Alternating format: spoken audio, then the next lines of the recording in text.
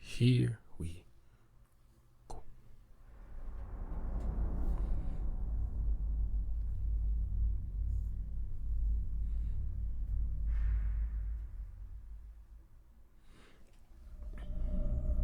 Good afternoon, everyone. Good afternoon. My name is Dr. Miller, and the SCP we're going to be looking at today is SCP-4415.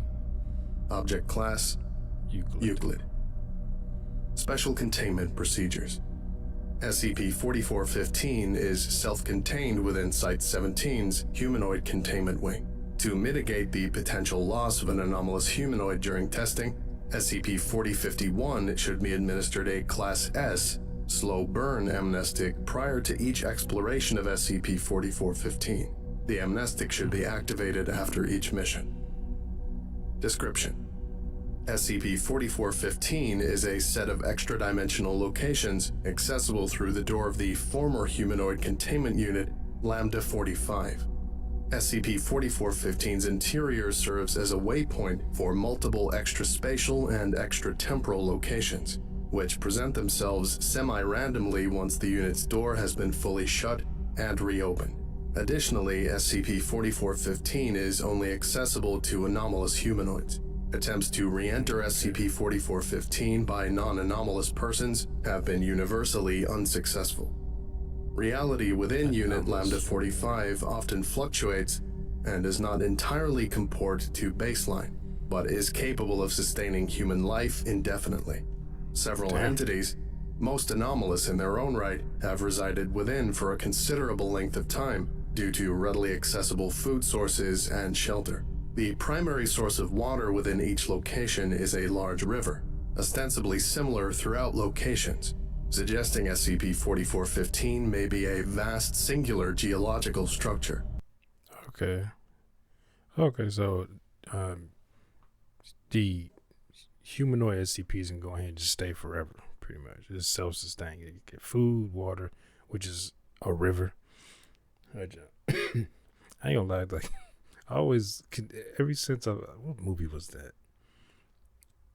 It was, the guy, he was drinking water at the bottom of it was like a river, but it was like a little small waterfall, and just out of sight, it was like some boy like peeing in the water. So ever since I was like young, I've always, like, you see kids, they just put water, I'm thirsty, they just drink water from anywhere. It was bad enough drinking water out of like hoses connected to the house back in the day, or those park water fountains. Like, I've seen people let their dogs drinking. I've seen birds bathing in those things, and we drank out of them. I've seen kids literally put their entire mouth on the thing. Just, I was like, why? Even when I was a kid, I thought that was gross. I was like, I ain't never drinking out of that thing. Okay, but it's just okay. So it seems to be like a place where anomalous humanoid entities can go in and just stay, like a hyperbolic time chamber for anomalies, for humanoid. The purpose of exploratory missions within SCP-4415 has primarily been to discover the nature, origin, and intent of its hypothetical creator. SCP-4051 has been selected to achieve this end due to its proximity to SCP-4415 and past exploratory experience. Yes, that makes sense, because you're like, why does this exist? Because it seemed like it's basically you going into like, I guess, like another like dimension or something, and it's completely self-sustained, but it's only the people who can go in there are humanoid anomalies. So you would think, why? It's like when you see all these rich people building bunkers. Like, now, I mean, rich people always kind of had like bunkers, or especially you're talking about back during the Cold War. I mean, a lot of people had like schools had. I went to a school that had like a fallout shelter in the bottom of it. So it's in And you see that in big cities, small towns. Well, usually in big city because they can afford it, but it's not that weird. But when you start seeing rich people starting to build a lot of bunkers, people start getting concerned. Like, okay, do they know something we don't know? Why are they building these bunkers? It's like, I think they just paranoid, and also it'd be kind of cool. Like, you have a little bunker, just you like, I don't know if anything's gonna happen, but it's better to have it and not need it than need it and not have it. I have the money and the means. I can build a big bunker underneath my house or under my land or whatever. If I don't ever need it and I go die from old age and never needing a fallout shelter, great. But it's like people who have a lot of guns. It's like, hey, yeah, some people are just crazy. I'm like, you don't need an arsenal of guns because you can only shoot one at a time. Cause you gonna run out of bullets well before they let you get you got a whole closet full of just guns, and then you got like 2 or 3 closets just full of just ammo for those guns. You just, unless you plan on getting a full-on assault from some type of military on your house, like, you never gonna need that shit. I can see collecting guns and stuff like that. People collect all types of stuff. You collect guns. Hey, I'm a gun enthusiast. I like collecting guns, but you like the people who like collect guns because I think, like, just for the government is gonna come and try to take, like, they could just run over your house in one of those armored vehicles. Like, if they most likely they're just gonna just bomb you with a drone now. Like, what you think this is, like the 1800s? Extra-dimensional spaces encountered by SCP-4051 include 1B7 4415 1. Description: a dense forest of deciduous megaflora. An offshoot of the central river forms a small pond approximately 100 meters from Unit Lambda 45's door. Inhabitant: a female humanoid with notable scarring to the hands, torso, and scalp. Subject demonstrated an extreme aversion to human contact. 1B7 4415 2. Description: a flat geometric plane surrounded by free-floating digital polygons. A flow of polygons is visible some distance from Unit Lambda 45's door. Inhabitant: a younger male humanoid with ontokinetic capabilities. Subjects seem to have inconsistent physical form and have its face demanifested during attempted questioning. 1B7 4415 03. Description: a modest domicile overlooking an ocean cliff. Inhabitant: an elderly male humanoid with thaumaturgic and occult symbols inscribed onto its body. Subject possessed significant physical trauma from an unknown source. Damn, 1B7 4415 4. Description: location exists in a state of spatial flux, but generally possessed a purple hue.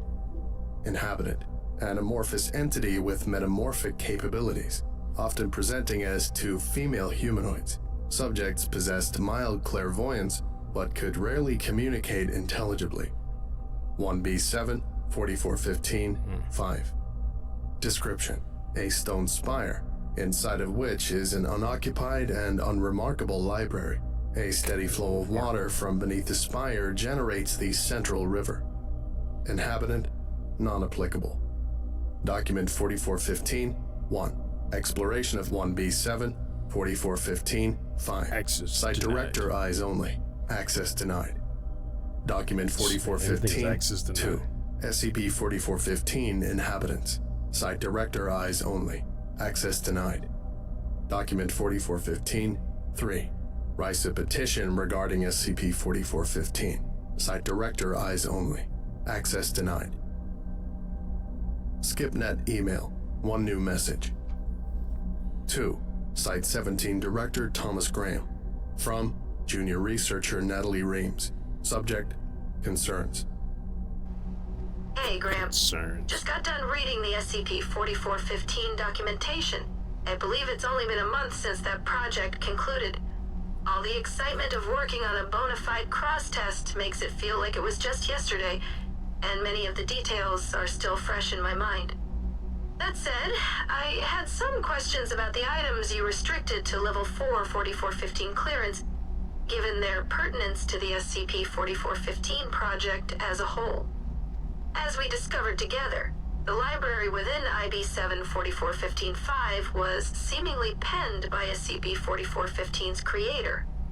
However, this detail was omitted from the official documentation for reasons I find suspect. Fortunately for us both, I saved a copy of the text that SCP-4051 retrieved from the central bookshelf. I have attached it below. The old man stopped coming to see me after a while. I think he was promoted to the council, which seems right. Hope he's doing well now. After he left, Graham started running the show. Mean motherfucker. He's lucky I was keeping myself in this cell so I didn't erase his power-tripping ass with the full weight of time and space. Shouldn't talk like that. The old man wouldn't like it. Solitary confinement's getting to me, I think.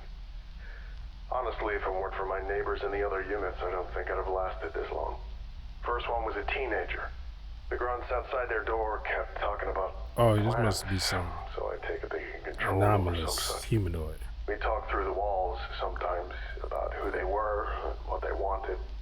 And I'd bend reality so the grunts couldn't hear us. They were a good kid. They were gone inside a month, though. Next was a boy in a computer. Couldn't talk to him as easy because of all the ones and zeros, but I got the gist. He was a lot like me, actually, except way smarter. He lived in a little virtual world and knew all the ins and outs of his machine. Graham wanted him to help run this system they have set up here. I think they call it APAS, where they flood the site with mimetic agents and put amnestics in the ventilation to keep their personnel in line. Kind of but stones from glass houses, I guess. Thing is, it kept getting harder to interface with the kid. I tried to talk at nights, and it'd be like certain parts of him just couldn't answer. It got to the point he'd just throw up an error message. Hardware inoperable, I think. And I just couldn't get through to him. Third was an old man with a ton of tattoos. When you saw him, you got the sense he'd been around the world and seen a lot. Graham must have wanted what was in his head too, because he'd be escorted out of his cell every morning, and to return in the evening with a few new injuries. Didn't get many chances to talk, even if he wanted to. He didn't come back one night. I'm pretty sure my last neighbor was actually two people. Not sure what their deal was, but the researchers tested a lot of psychic anomalies on them. I think one of the experiments messed their heads up a lot, and they were never the same after that. Before the accident, I could hear them comfort one another every night. I could tell they really loved each other. I have a confession to make, though. Broke my promise to the old man. I left my cell last night. I walked the halls of Site-17 and made all the grunts forget they saw me.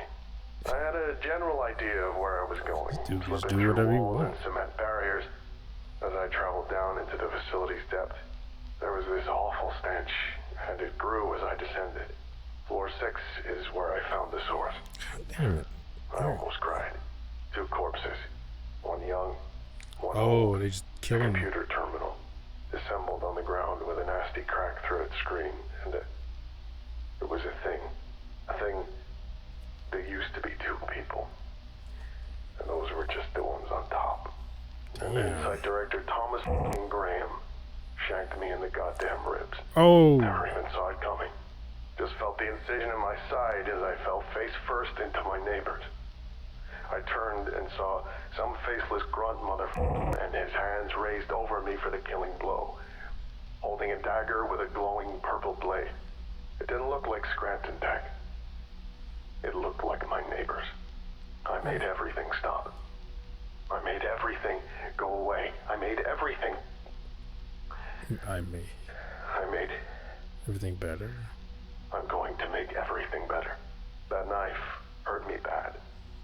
I can't tell how much reality I can bend at this point, but it's not much.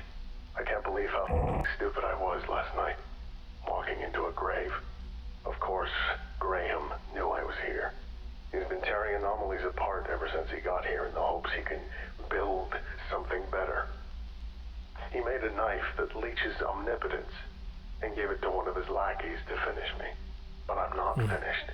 I can still raise the dead, and I can keep them safe. It'd kill me, but I can do it. Weathers, if you're reading this somehow, just know I ended up as a good guy. I'm gonna bring these people back as best I can. And give them a place to stay.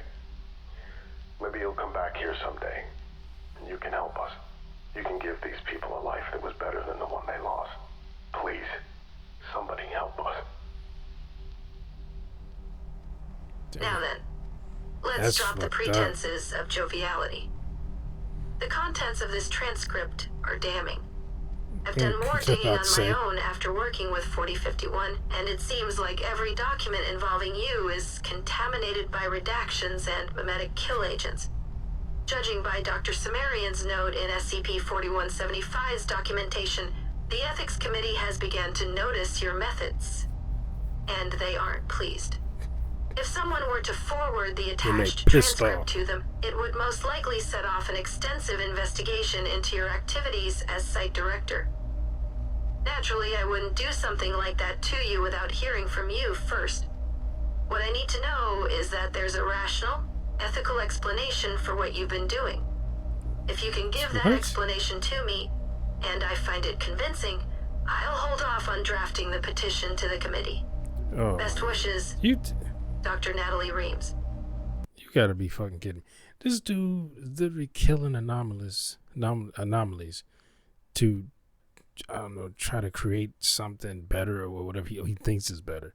And then he was like, seemed like he was waiting on this guy to do this. Like, he knows the guy has reality warping abilities. And like he was waiting for him to go in. And then as soon as he went in and found those other dead anomalies, he stabbed him. He said he was there, so his henchman stabbed him. Then he's about to kill him. He stopped everything. I wonder, can he raise the dead? Can he? I guess he can't because he didn't do it. Like, can he kill people or just like blink you out of existence? Because like you can rework reality. They can't. I don't know I don't know the extent of his abilities. Could he be like could he like change like reality to the point where as a single person, like, you don't exist anymore, and now he completely warps reality to where like that person's parents never met, so they didn't conceive him, so now no one knows this person ever existed. It's like every reality has changed to where this person has never interacted with anybody that they actually interacted with in their life. So now everything has changed. Anybody they interacted with, I guess technically it would only be the people that know this person or know of this person, I guess. So anyone who knows them or know of them will instantly not know who this person is anymore. You know, it doesn't seem like he can do that, because like, why didn't he do that? But he could stop them from attacking him. He can make people forget that they saw him. Like, I guess he could just walk down the hall, just walk past security, and he can make them forget that they make himself invisible. Like Professor Xavier can do that. Like, he can make himself invisible to people. You know, he'd be standing right there, but you can say, "Oh, you don't see me." You know, almost like a Jedi mind trick type thing. But he can't. But he doesn't seem like he can't kill them. He can raise the dead though. Because I was like, why didn't he just kill him right then? Or maybe he didn't do it because then he knew that the SCP Foundation would be hunting him. So they, you killed a researcher, and then if they didn't uncover what he did, they wouldn't know. So they'd just think, you killed these people, or you killed these anomalies, you killed the director. You know, you did this. You the one with reality warping abilities. And it seemed like the site director knew that he was going to do that. That's why I said like he was waiting for him to do that, because he like, I walked into my own grave. That motherfucker's crazy. New message. 2. Junior researcher Natalie Reams. From Site-17 Director Thomas Graham. Subject, regarding concerns. Oh, Thomas Graham. Reams, I really did think better of you. When I arrived at this site, Lambda 45 contained an undocumented Class 5 reality bender who had struck a... He sounds like a fucking asshole. They just, the tone is, whoever he got to do this voice, he got the right person, because they sound like a piece of shit to me. And with almost like a kind of a, I don't know, of an Eastern European accent or a Russian type accent. It kind of sounds like them, not really a rough, I guess real distinct Russian accent, but kind of like soft accent. Personal bond with my predecessor. By its own admittance, it Or was German. contained by its goodwill alone, a nuclear warhead in control of its own detonation. And now it's a dead thing in another world. And all it took was some occult knowledge from a person of interest and the psychic abilities of 2 clairvoyants. How on earth could this be considered an ethical violation? I saved this facility, Rooms. Every day I save it in 100 ways that you would never understand, and you never will. You told me that you need an explanation for my actions. I do not care all that much about convincing you. As with the Foundation and its enemy, the victor is the party with a bigger stick. My stick, in this case, is the latent mimetic agents scattered through this email and the Class A amnestics currently flooding your office space. Oh, wow. Just let the induced paralysis run its course as the drugs take your memories away. This is hardly your first time.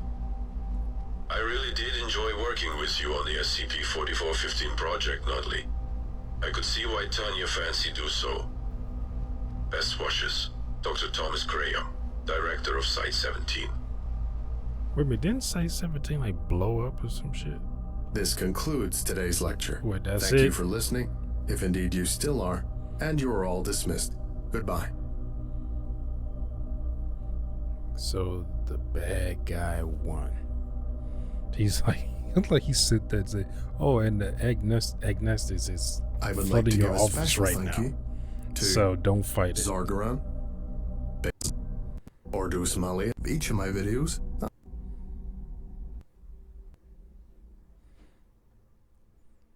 He's like, don't fight it. Just let that shit happen. That is crazy that he got away with that shit. I mean, I have to look. I could have sworn I saw a video where it said something about the destruction or the fall of like Site-17. I had to look at it. I might have reacted to it already. But I'm gonna look it up. If I didn't, I'm gonna find it. And I might react to that. And like I said, I already reacted to it. Or maybe I reacted to one person's version of it, or one video of it. And I reacted to somebody else's video of it. But that's wild. He's like, it's the I can never say that fucking word. Agnostics is already flooding your office. He's like, this isn't the first time. That reminded me of The Matrix, when the architect was talking about talking to Neo. He's like, hey, this isn't the first time that we've destroyed, we killed all the humans. Well, at least most of them. He said, this isn't the first time. So he said, how many times he said that has happened? I can't remember. I had to look at it again. It's been so long since I've seen was that Reloaded? Yeah, it was Reloaded.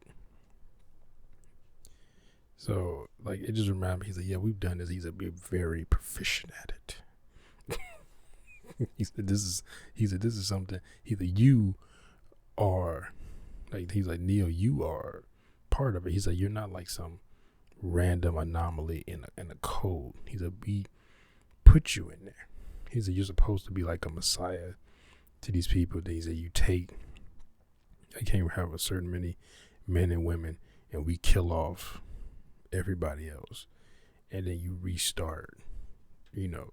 And then pretty much so much time passes that people don't really remember how it started or why, just like in the first Matrix when Morbius said, or Morpheus. I was watching a review of Morbius earlier. But Morpheus was like, we don't know who struck first, us or them, meaning the machines or them. Now we know that if you look at, what was it called, the Animus? No, not the Animus, the Animatrix, where we found out humans are the one who attacked the machine, which we kind of expected that. It was like, of course, the humans started this shit. That they attacked the machine city, So, like, of course that happened. But yeah. Anyway, hope you enjoyed my reaction. And if you did, make sure to hit that thumbs up button down below. Make sure to subscribe if you're new here. Hit that bell if you want me to notify when I upload new videos. Comment down below. Share this video. I'll see y'all next time.